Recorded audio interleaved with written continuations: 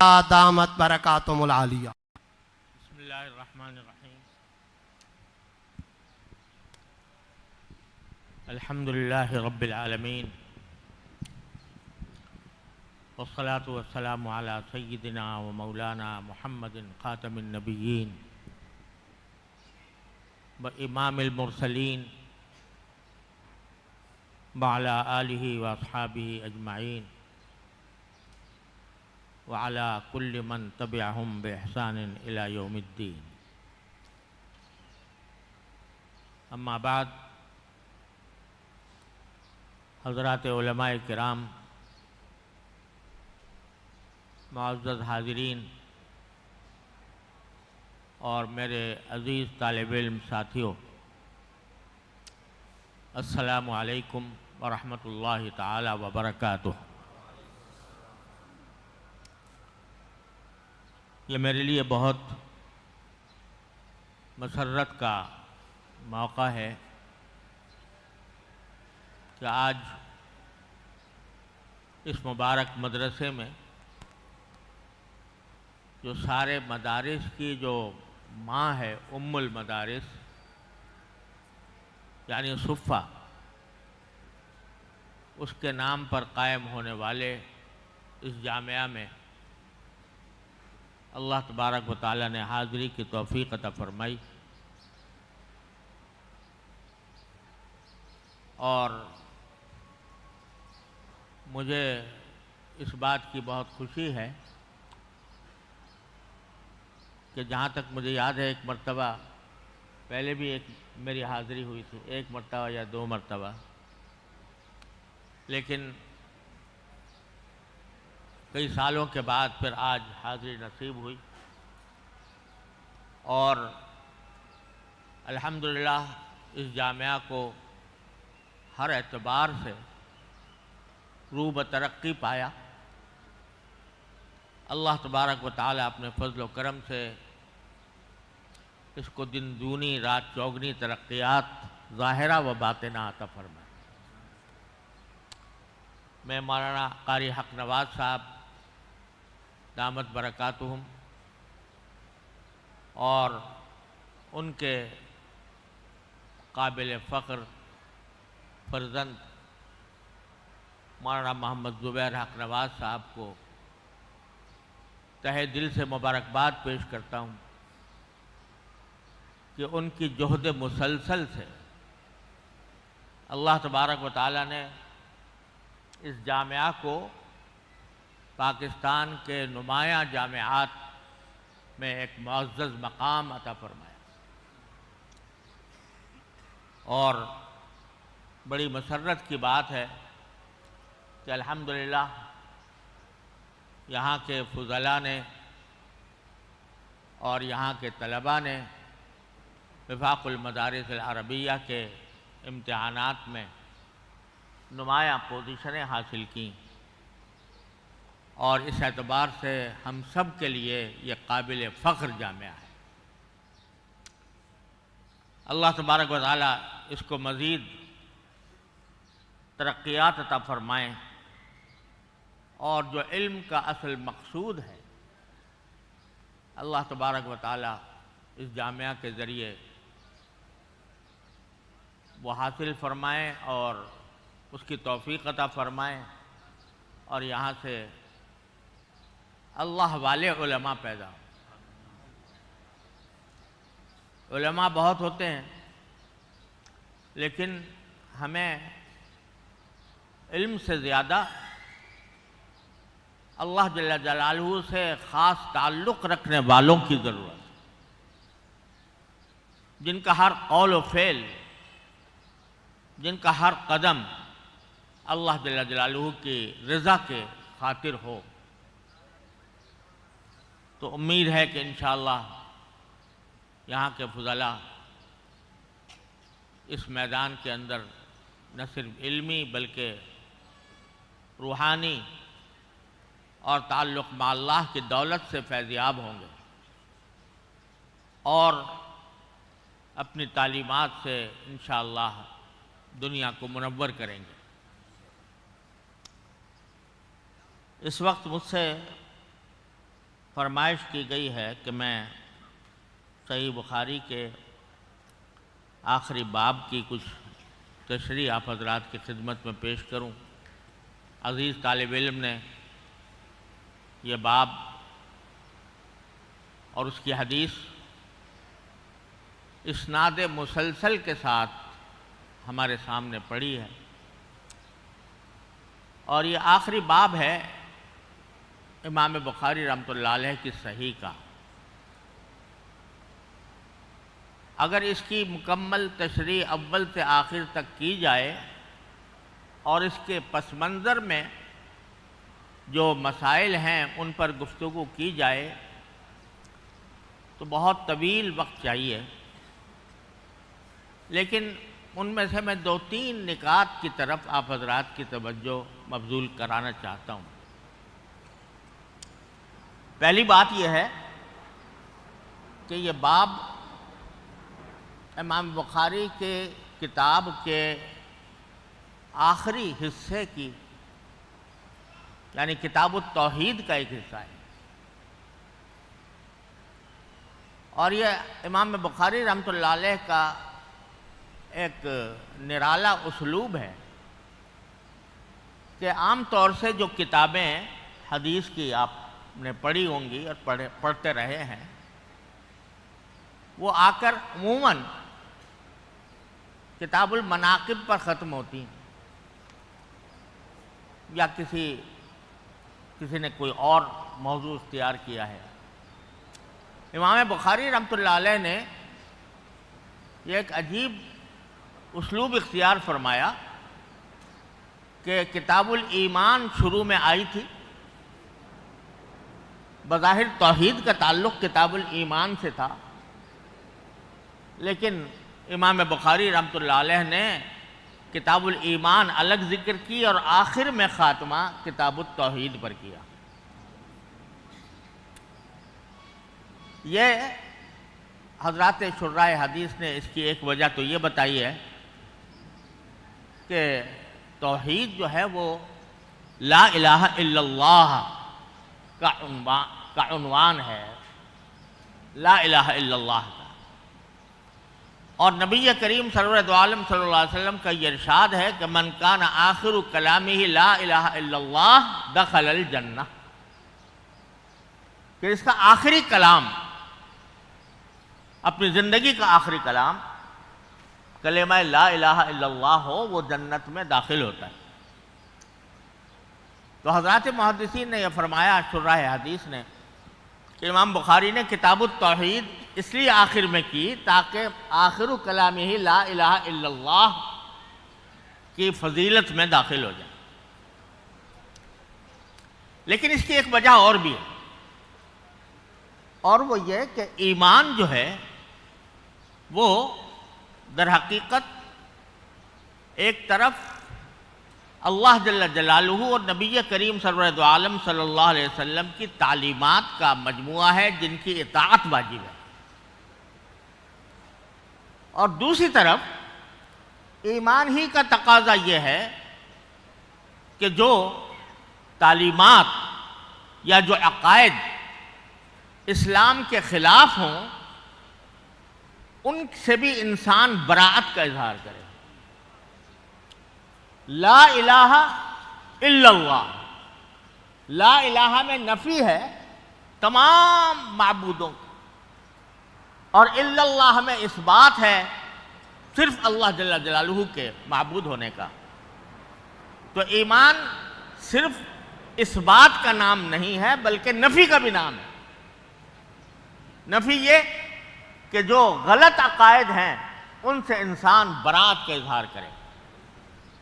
اسی لیے جب کوئی مسلمان ہو تو صرف کلمہ اشہد ان لا الہ الا اللہ محمد رسول اللہ کہہ کر بے شک مسلمان ہو جاتا ہے، لیکن اگر اس کا پہلے کوئی اور مذہب تھا، کوئی اور دین تھا، اس دین سے براءت کرنے کا اعلان بھی اسلام لانے کے لیے ضروری ہے۔ تو اللہ تبارک و تعالیٰ نے جہاں ہمیں عقائد صحیحہ سکھائے ہیں، وہاں عقائد باطلہ کی نفی بھی ہمارے ایمان کا جزء ہے۔ تو اب اس ترتیب سے اگر آپ دیکھیں تو امام بخاری رحمۃ اللہ علیہ نے پہلے ایمان کا بیان فرمایا، ایمان کیا ہوتا ہے، ایمان کی حقیقت کیا ہے، اس کے شعبے کیا ہیں، وہ بیان فرمائے، اور پھر ایمان کے شعبوں کے تحت پھر طہارت سے لے کر آخر تک جتنے احکام شرعیہ نبی کریم صلی اللہ علیہ وسلم سے ثابت تھے وہ سارے کے سارے ذکر کر دیا۔ اب کہتے ہیں کہ سارا تم نے پڑھ تو لیا، لیکن یاد رکھو کہ اس ایمان پر ڈاکے ڈالنے والے بھی بہت ہیں، اس ایمان کے غلط معنی بتانے والے بھی بہت ہیں، اس ایمان کے اور عقیدے کی خرابیاں لوگوں تک پہنچانے والے بھی بہت ہیں۔ لہذا کتاب التوحید قائم کر کے حضرت امام بخاری رحمۃ اللہ علیہ نے ان گمراہ فرقوں کی تردید اور نفی کی ہے جنہوں نے ایمان کے عقائد پر ڈاکے ڈالے تھے۔ اس میں معتزلہ تھے، اس میں جہمیہ تھے، اس میں کرامیہ تھے، اس میں قدریہ تھے، اس میں جبریہ تھے، جہمیہ تھے، یہ فرقے وجود میں آ گئے تھے اور انہوں نے ایمان کے اوپر ڈاکے ڈالنے شروع کیے تھے، اپنی طرف سے اپنی عقل کی بنیاد پر، اپنی سمجھ کی بنیاد پر ایمان کی اور اسلام کی وہ تشریحات شروع کی تھی کہ جن کا قرآن و حدیث میں سے کوئی تعلق نہیں تھا، لیکن تعویلات کرتے تھے، آیات میں تعویل، احادیث میں تعویل، اور امت کے جو مسلمہ عقائد ہیں ان کی خلاف ورزی۔ جس زمانے میں امام بخاری رحمۃ اللہ علیہ تشریف لائے ہیں تو ان عقائد کا اور ان افکار کا ڈنکا بجا ہوا تھا۔ امام بخاری رحمۃ اللہ علیہ کے استاد امام احمد بن حنبل رحمۃ اللہ علیہ وہ ان کے مقابلے کے لیے کھڑے ہوئے، کوڑے کھائے، قید و بند کی صعوبتیں برداشت کی، لیکن ایمان کا تحفظ کیا، عقائد کا تحفظ کیا اور ان سارے باطل فرقوں کی تردید فرمائی۔ تو ایک عالم کا صرف یہ کام نہیں ہے کہ وہ صرف اس بات کرے، بلکہ گمراہی کی نفی اور گمراہی کی تردید بھی ایک عالم کا فریضہ ہے۔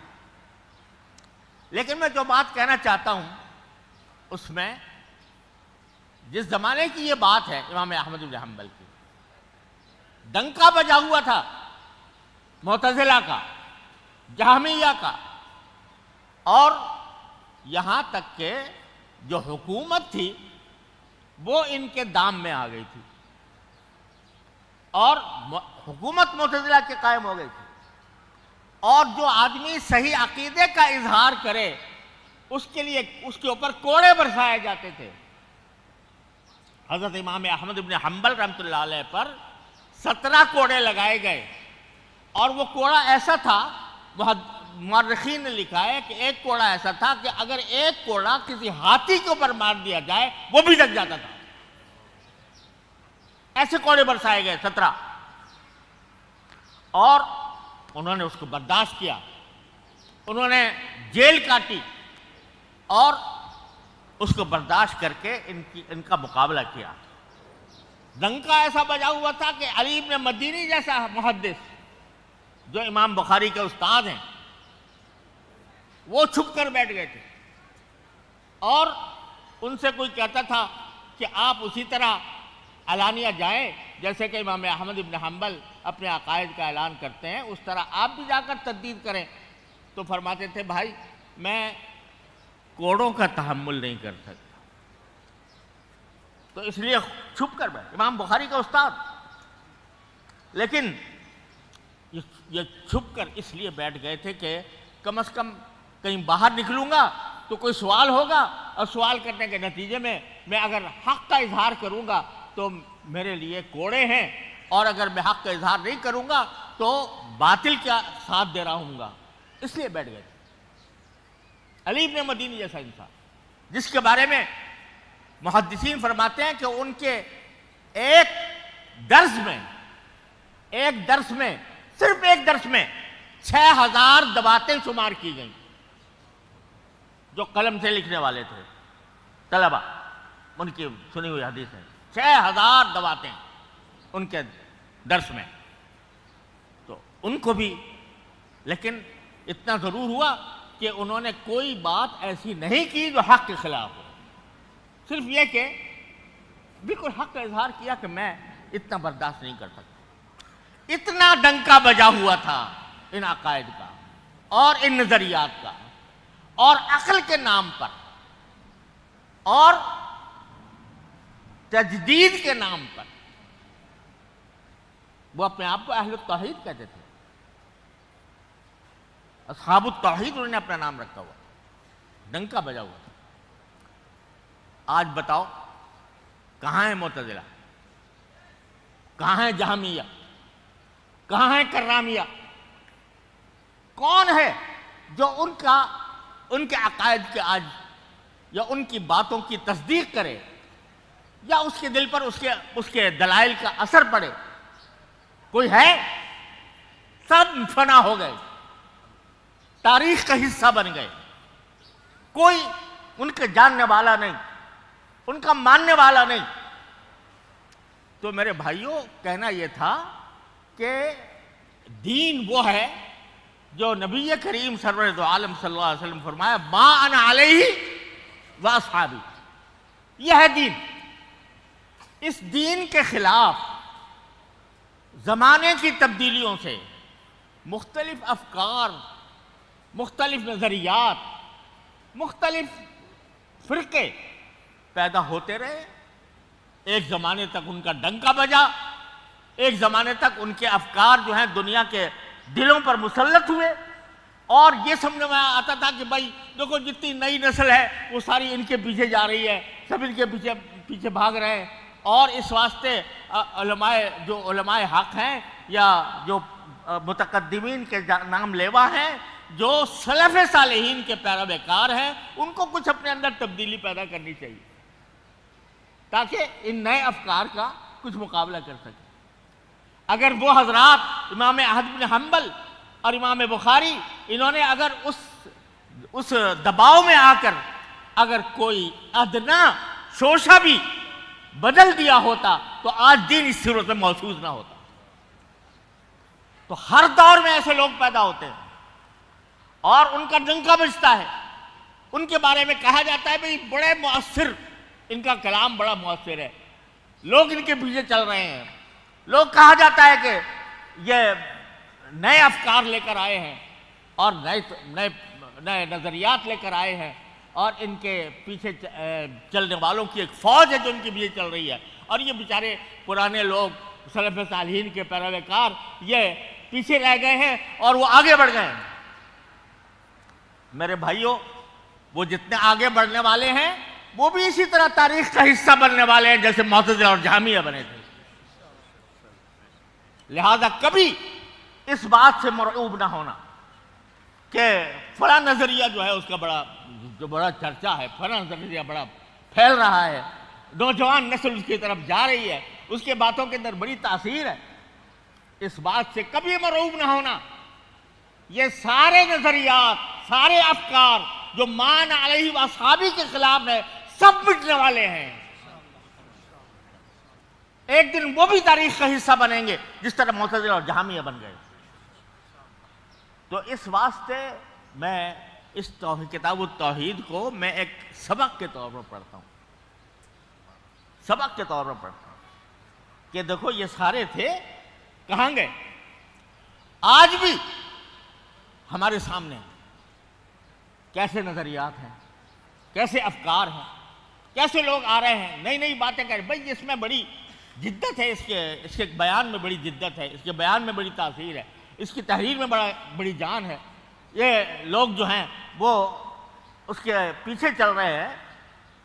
ڈنکا بجا ہوا ہے کن کے پاس؟ نو تعلیم یافتہ قوم جو ہے وہ ان کے پیچھے چل رہی ہے. تو میرے بھائیوں، جانے دو ان کے پیچھے. ہم تو اسی پر رہیں گے جو ما انا علیہ واصحابی کا پیغام ہے. یہ سب مٹ جائیں گے, سب فنا ہو جائیں گے اور تاریخ کا حصہ بنیں گے. آپ نے, میں تو معتزلہ جہمیہ کی بات کر رہا ہوں, پاکستان ہمارے بر صغیر کے اندر دیکھو, تاریخ پر نظر ڈالو تو ایک زمانے میں مشرقی صاحب چل رہے ہیں, ان کا ڈنکا بجا ہوا ہے, ان کی تحریریں پڑھی جا رہی ہیں, ان کے نظریات اپنائے جا رہے ہیں. جی آج کوئی جانتا ہے مشرقی صاحب کو؟ ان کی تحریر کوئی پڑھتا ہے؟ نہیں. تو غلام احمد پرویز صاحب تھے, ایک زمانے میں کہا جاتا تھا کہ بھائی علماء کے پاس ان کا توڑ نہیں ہے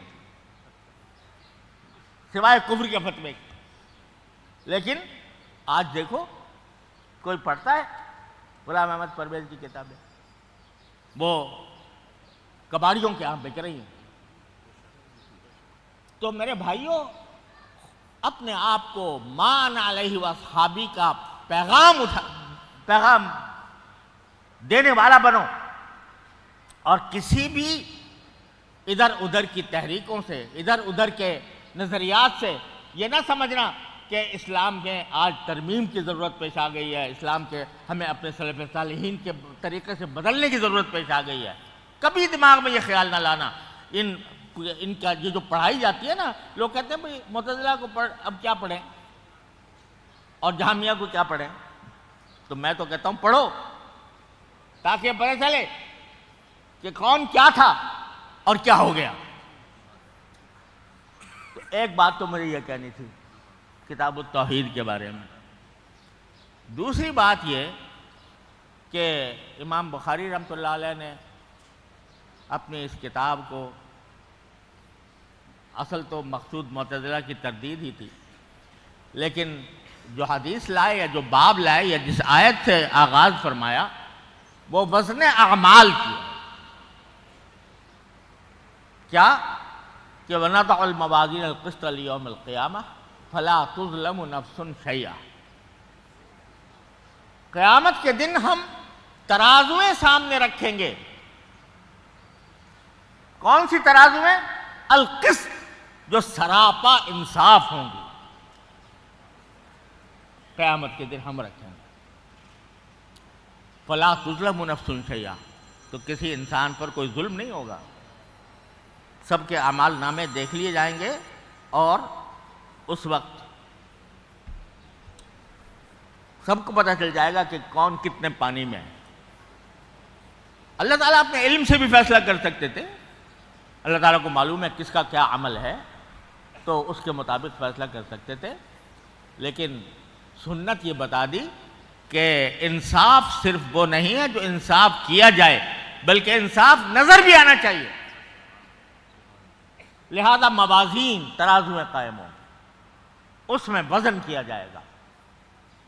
تو امام بخاری رحمۃ اللہ علیہ آخر میں ہمیں یہ پیغام دینا چاہتے ہیں کہ اللہ کے بندو, سب کچھ پڑھ تو لیا, عقائد بھی پڑھ لیے, عبادات بھی پڑھ لی, معاملات بھی پڑھ لیے, معاشرت کے احکام بھی پڑھ لیے, اخلاق کے احکام بھی پڑھ لیے, اور جو باطل لوگ تھے ان کی تردید بھی کر لی.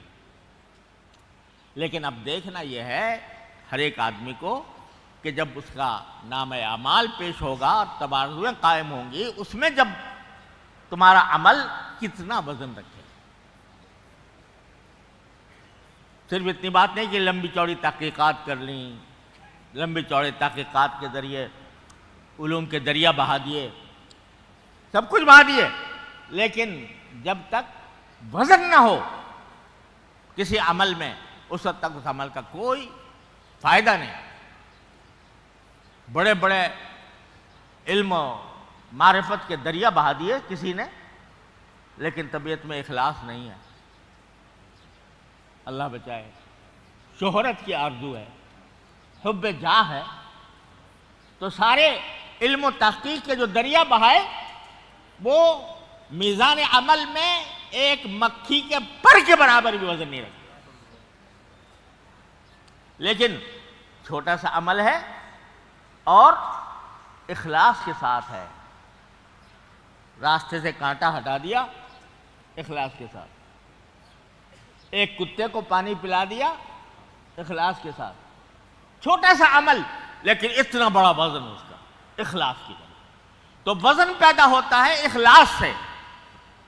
اگر میں یہ کہوں تو شاید بیجا نہ ہو کہ امام بخاری یہ فرماتے ہیں کہ اگر وزن پیدا کرنا ہے اپنے اعمال کے اندر تو میری پہلی حدیث پڑھ لو، انما الاعمال بالنیات. نیت اگر درست ہے، درست ہونے کے معنی یہ ہے کہ اللہ کو راضی کرنا مقصود، کوئی شہرت مقصود نہیں. ارے ہم لوگوں کے لیے بہت بڑا امتحان ہے، بڑی آزمائش ہے ہم طالب علموں کے لیے، کیونکہ ہم پڑھتے تو ہیں اور پڑھاتے بھی ہیں، بیانات بھی کرتے ہیں، لکھتے بھی ہیں، لیکن شیطان اس میں ڈال دیتا ہے حب جاہ کے، ڈال دیتا ہے اس میں، اللہ بچائے، شہرت کی خواہش ڈال دیتا ہے، اس بات کی خواہش ڈال دیتا ہے کہ لوگ میرے گن گائیں اور میری تعریفیں کریں، مجھ پر تعریفوں کے ڈونگرے برسائیں. اللہ تعالیٰ اپنی رحمت سے حفاظت فرمائے. تو امام بخاری اسی طرف سے توجہ دلا کہ اب تم عالم بن کے جا رہے ہو. مجھے تو ایسا لگتا ہے اللہ تعالیٰ نے ان کے اوپر منکشف فرمایا ہوگا کہ میری آخری حدیث پڑھ کے لوگ عالم بنا کریں گے اور ان کے اوپر ان کو دستار پہنائی جایا کرے گی، اس کے بعد لوگ علماء کہلائیں گے. تو کہہ رہے ہیں ارے اللہ کے بندو، عالم بن کر جا رہے ہو، پہلے اپنے دل کا جائزہ لے لو. یہاں سے جا کر پڑھاؤ گے، یہاں سے جا کر بیانات کرو گے، یہاں سے جا کر کتابیں لکھو گے، سب کچھ کرو گے، لیکن یہ نہ بھولنا کہ یہ سارے اعمال وزن ہوں گے اور ان کا وزن اخلاص سے ہوگا، اللہ تعالیٰ کی رضا جوئی سے ہوگا، اللہ تبارک و تعالیٰ کے ساتھ تعلق قائم کرنے سے ہوگا، محض علمی طور پر علمی طور کے اوپر بحثیں کرنے سے نہیں ہوگا.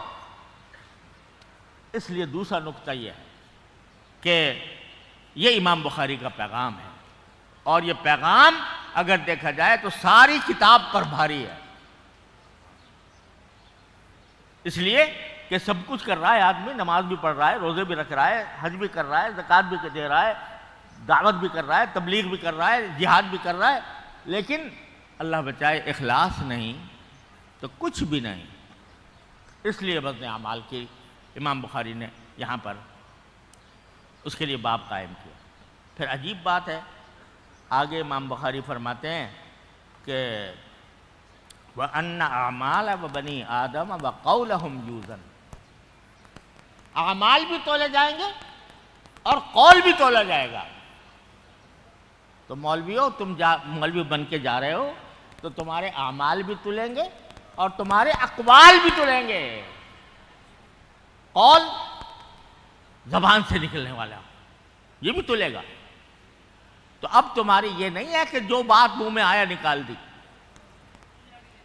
اور ایسا نہیں ہے کہ اب جس طرح پہلے تم اپنی زبان کو بے قابو رکھے ہوئے تھے کہ وہ کیسی کی طرح چل رہی ہے اور پتہ نہیں ہے کہ میں اس کی یہ مجھے جنت میں لے جائے گی یا جہنم میں لے جائے گی. اب تمہیں اپنے قول پر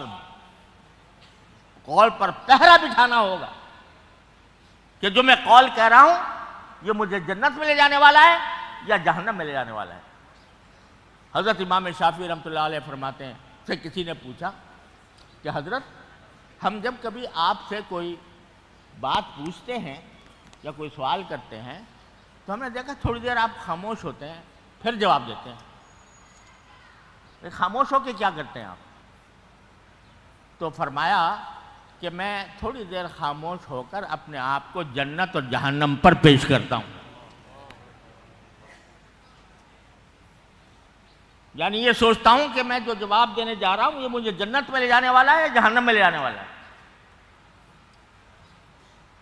بقولہم یوزن. اس لیے حضرت امام شافعی رحمۃ اللہ علیہ رکتے تھے تھوڑی دیر. تو امام بخاری رحمۃ اللہ علیہ فرما رہے ہیں اللہ کے بندو اب تمہارے قول کا زمانہ آ رہا ہے. پڑھاؤ گے تو قول، بیان کرو گے تو قول، لکھو گے تو قول. اب وہ تمہارا قول جچا تلا ہونا چاہیے، جچا تلا ہونا چاہیے. ایسا نہ ہو کہ جو منہ میں آیا بک گئے. اللہ تعالیٰ نے قرآن کریم کے اندر بتایا کہ دعوت کس طرح دی جاتی ہے، مخالفین کا مقابلہ کس طرح کیا جاتا ہے. فرعون کے پاس موسیٰ علیہ السلام، ہارون علیہ السلام کو بھیجا جا رہا ہے. کون فرعون؟ جو خدائی کے دعوے دار. اس سے کیا کہا اللہ تعالیٰ نے؟ قولا لہو قولا لینا.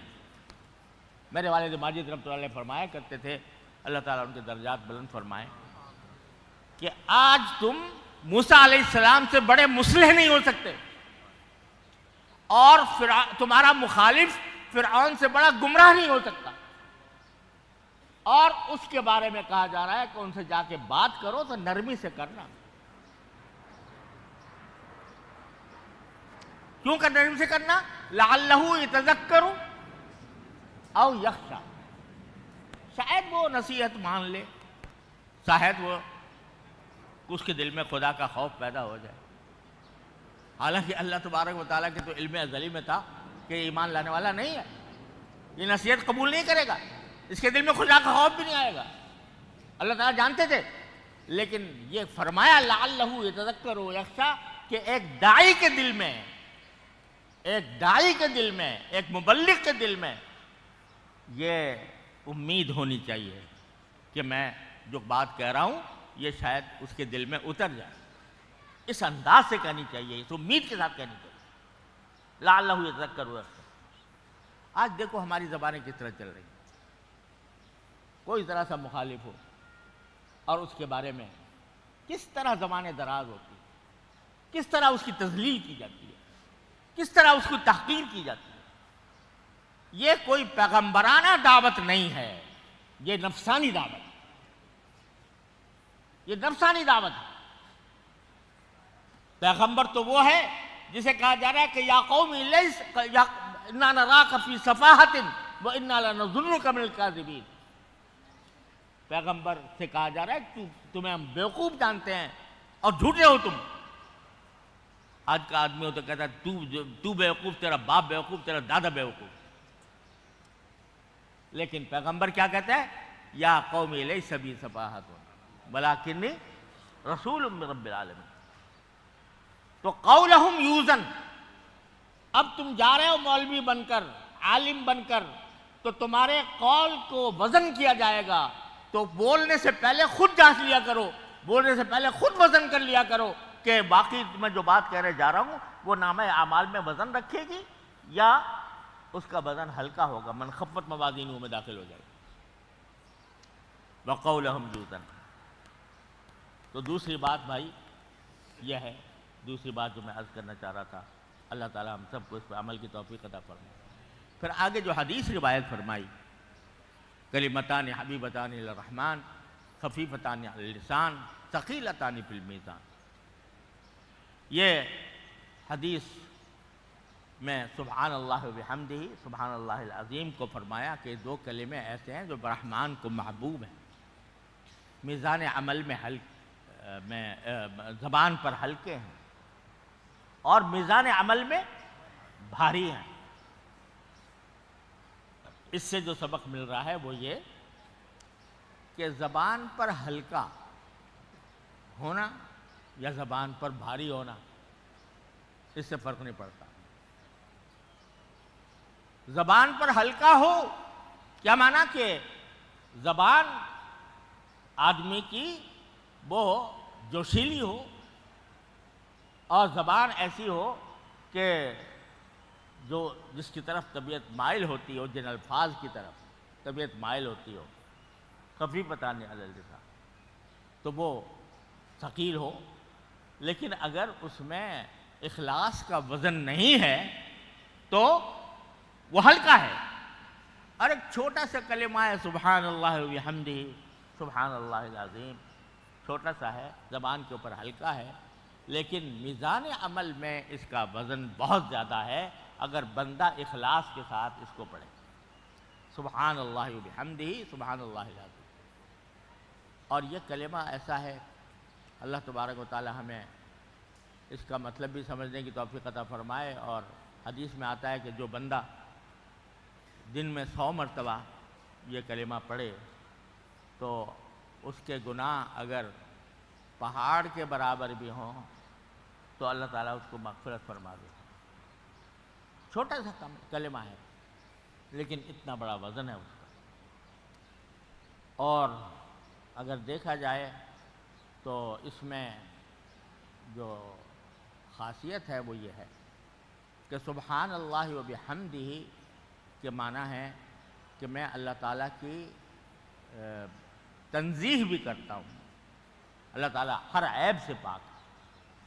جب ہم سبحان اللہ کہتے ہیں تو محض یہ ٹوٹکا نہیں ہے بلکہ اس کے اندر ایک اقرار پوشیدہ ہے. کیا اقرار؟ کہ اس کی ہر چیز عیب سے پاک ہے. باری تعالیٰ کی ہر چیز عیب سے پاک ہے. وہ خود بھی عیب سے پاک، اس کے بھیجے ہوئے پیغمبر بھی عیب سے پاک، اس کی نازل کی ہوئی کتابیں بھی عیب سے پاک، اس کی بھیجی ہوئی شریعت بھی عیب سے پاک، ساری چیزیں عیب سے پاک ہے. بحمدہ، اور ساتھ میں میں اس کی تعریف کرتا ہوں، یعنی اس کے سارے کمالات اللہ جل جلالہ کی ذات میں جمع ہیں، اس کی میں تعریف کرتا ہوں. تو جب کمالات کا ذکر آتا ہے کہ باری تعالیٰ میں کمالات سب سے زیادہ ہے، تو جس میں کمال ہوتا ہے اس سے محبت ہوتی ہے. ہمارے حضرت تھانوی رحمۃ اللہ علیہ فرمایا کرتے تھے کہ محبت کسی کے کمال کی وجہ سے ہوتی ہے، کسی کے جمال کی وجہ سے ہوتی ہے، کسی کے منال کی وجہ سے ہوتی ہے. اور باری تعالیٰ میں سب جمع ہیں، کمال بھی، جمال بھی، منال بھی. تو جو کمالات کا جو مجموعہ ہے، جو ذات، اس سے محبت ہوگی نا. تو سبحان اللہ و بحمدہ پڑھو گے زیادہ سے زیادہ سمجھ کر تو اللہ تعالیٰ کی محبت میں اضافہ ہوگا. اور پھر سبحان اللہ العظیم، باری تعالیٰ کی عظمت کا اقرار ہے کہ وہ بڑی عظیم ذات ہے. عظمت میں شوکت ہے، اس میں جلال ہے، اس میں رعب ہے. تو جب اللہ تعالیٰ کی عظمت کا تصور کرو گے تو خوف پیدا ہوگا کہ اللہ تبارک و تعالیٰ کہیں ہم سے ناراض نہ ہو. تو سبحان اللہ و بحمدہ سے محبت پیدا ہوگی، سبحان اللہ العظیم سے خوف پیدا ہوگا. اور محبت اور خوف جب جمع ہو جائیں تو اسی کا نام ہے خشیت. انما یخشی اللہ من عبادہ العلماء. تو ہمیں امام بخاری جاتے جاتے یہ سبق دے کر گئے ہیں کہ بھائی خشیت اگر نہیں ہے تو کچھ بھی نہیں. جو پڑھا لکھا ہے وہ بیکار ہے اگر باری تعالیٰ کی خشیت دل میں نہ. خشیت یہی ہے کہ ہر وقت ایک کانٹا دل میں رہے. کیا کانٹا؟ کہ جو کرنے جا رہا ہوں یا جو بولنے جا رہا ہوں وہ میرے مالک کو پسند ہے یا ناپسند. بس یہ کانٹا دل میں پیدا ہو گیا تو سب کچھ ہو گیا. اللہ تبارک و تعالیٰ اپنے فضل و کرم سے، اپنی رحمت سے ہم سب کو اس کی توفیق عطا فرمائے. وآخر دعوانا الحمدللہ.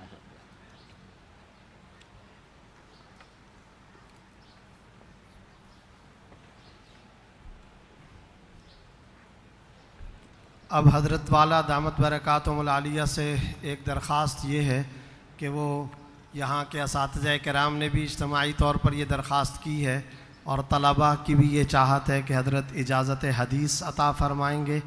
اور اس کے ساتھ ساتھ ابھی درس، خطاب اور بیان کی دعا اور تخصص فی الافتاء کے افتتاح کی دعا بھی حضرت یہاں پر فرمائیں گے. لیکن تمام حضرات سے یہ درخواست ہے کہ وہ اپنی جگہوں پہ تشریف رکھیں. صرف دور حدیث شریف کے اساتذہ کرام وہ ان 125 فارغ التحصیل جدید فضلاء کی دستار بندی کا عمل فرمائیں گے. اس کے بعد پھر جو دعا ہوگی وہ اجتماع کے اختتام کی دعا ہوگی. اب حضرت جو دعا فرما رہے ہیں یہ درس اور بیان اور تخصص فی الافتاء کے افتتاح کی دعا ہوگی۔ تمام حضرات اپنی اپنی جگہوں پر اسی طرح سے اطمینان کے ساتھ تشریف رکھیں گے۔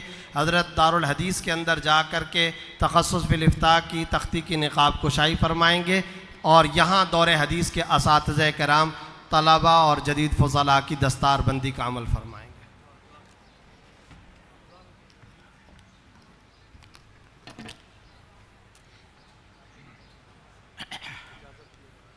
اچھا بھائی، میں اس کا اہل تو نہیں ہوں، لیکن فرمائش کی گئی ہے کہ میں حدیث کی اجازت دوں، تو تحصیل سعادت کے لیے اور تعمیل حکم کے لیے میں اپنی تمام اساتذہ کرام جو یہاں پر تشریف فرما ہیں، یا تمام طلباء جو دور حدیث کے اور موقوف علیہ کے طلباء ہیں، اور جو حضرات کہیں باہر سے تشریف لائے ہیں اور اس کی خواہش مند ہوں، تو ان سب کو میں اپنی تمام مرویات کی اجازت دیتا ہوں۔ اللہ تبارک و تعالیٰ اپنے فضل و کرم سے ہم سب کے لیے اس کو سعادت کا ذریعہ بنائے۔ اللہم صلی علی سیدنا محمد وعلی آلہ محمد۔ اللہم لک الحمد حمدا دائما مع دوامک، ولک الحمد حمدا خالدا مع خلودک، ولک الحمد حمدا لا يريد قائلہ الا رضاک، ولک الحمد حمدا عند كل طرفۃ عین وتنفس كل نفس۔ اللہم صلی علی سیدنا مولانا محمد وعلی آل سیدنا محمد کما صلیت علی ابراہیم وعلی آل ابراہیم انک حمید مجید۔ ربنا ظلمنا انفسنا وان لم تغفر لنا وترحمنا لنکونن من الخاسرین۔ ربنا آتنا فی الدنیا حسنۃ وفی الآخرۃ حسنۃ وقنا عذاب النار۔ اللہم انفعنا بما علمتنا، اللہم انفعنا بما علمتنا وعلمنا ما ينفعنا، اللہم انفعنا بما علمتنا وعلمنا ما ينفعنا، اللہم انفعنا بما علمتنا وعلمنا ما ينفعنا۔ اللہم انا نعوذ بک من علم لا ينفع ومن قلب لا يخشع ومن دعوت لا يستجاب لها۔ یا ارحم الراحمین، اپنے فضل و کرم، اپنی رحمت سے ہمارے تمام گناہوں کو معاف فرما دیجیے۔ یا اللہ، ہر طرح کے شر سے، فتنے سے، معصیتوں سے، منکرات سے اے اللہ ہمارے گھر والوں، متعلقین، احباب سب کی حفاظت فرما۔ یا اللہ، ہر طرح کے شر سے ہماری حفاظت فرما۔ یا اللہ، ہم سب کو اپنے دین کے اندر اخلاص عطا فرما دے۔ یا اللہ، اپنے رضا جوئی کی فکر عطا فرما دے۔ یا اللہ، ہمارے اعمال کو درست فرما دے۔ یا اللہ، ہمارے افکار کو درست فرما دے۔ یا اللہ، ہمیں اپنے سلف صالحین کے ساتھ جڑے رہنے کی توفیق عطا فرما۔ یا اللہ، ہمیں اتباع سنت کی توفیق کامل و راسخ عطا فرما۔ یا اللہ، یا ارحم الراحمین، ہر طرح کی گمراہیوں سے ہماری حفاظت فرما۔ یا اللہ، یا رحمان، یا رحیم، یا کریم، اپنے فضل و کرم سے جو دور حدیث کے طلباء فارغ التحصیل ہو رہے ہیں، اے اللہ اپنی رحمت سے ان کو صحیح معنی میں عالم با عمل بنا۔ یا اللہ، ان کو علم نافع، عمل صالح عطا فرما۔ امت کے لیے یا اللہ خیر کا ذریعہ بنا، داعی خیر بنا، داعی اسلام بنا۔ یا اللہ، ان کو اللہ والا بنا، اپنی ذات کے ساتھ تعلق خاص ان کو عطا فرما دے۔ یا اللہ، ہر طرح کے شر سے ان کی حفاظت فرما۔ یا اللہ، اس جامعہ کو اپنی رحمت سے ہر طرح کی ظاہری اور باطنی ترقیات عطا فرما۔ یہاں پر جو اساتذہ کرام تعلیم دے رہے ہیں، یا اللہ اپنی رحمت سے ان کو اپنی امداد و نصرت سے ہمکنار فرما۔ یا اللہ، ان پر الہام فرما، رشد کا الہام فرما۔ یا اللہ، اپنی رحمت سے ان کے اوپر اپنے طلباء کو ایسا تیار کرنے کی توفیق عطا فرما جو آپ کی رضا کے مطابق ہوں۔ یا اللہ، ہمیں اپنی ساری زندگی اپنی رضا کے مطابق ڈھالنے کی توفیق عطا فرما۔ یا اللہ، اس جامعہ میں اب تخصص فی الافتاء کا آغاز ہونے والا ہے، یا ہو رہا ہے۔ یا اللہ، اپنی رحمت سے، اپنے فضل و کرم سے اس کو بھی اپنی رضائے کامل کے ساتھ کامیاب فرما۔ یا اللہ، اس کے اندر ایسے لوگ پیدا فرما جو قرآن کریم کو، حدیث کو اور فقہ کو صحیح سمجھتے ہوں، اور یا اللہ اس کے مطابق امت کی رہنمائی کا فریضہ انجام دے سکیں۔ یا اللہ، اپنے رحمت سے، اپنے فضل و کرم سے ہر طرح کے ضلل و ضلال سے ہم سب کی حفاظت فرما۔ یا اللہ، یا رحم الراحمین، تمام حاضرین کو ان کے تمام جائز مقاصد میں کامیابی عطا فرما۔ یا اللہ، سب کی پریشانیاں دور فرما، سب کی مشکلات کو آسان فرما۔ وصلی اللہ تعالی علی خیر خلقہ سیدنا مولانا محمد وعلی آلہ واصحابہ اجمعین، آمین برحمتک یا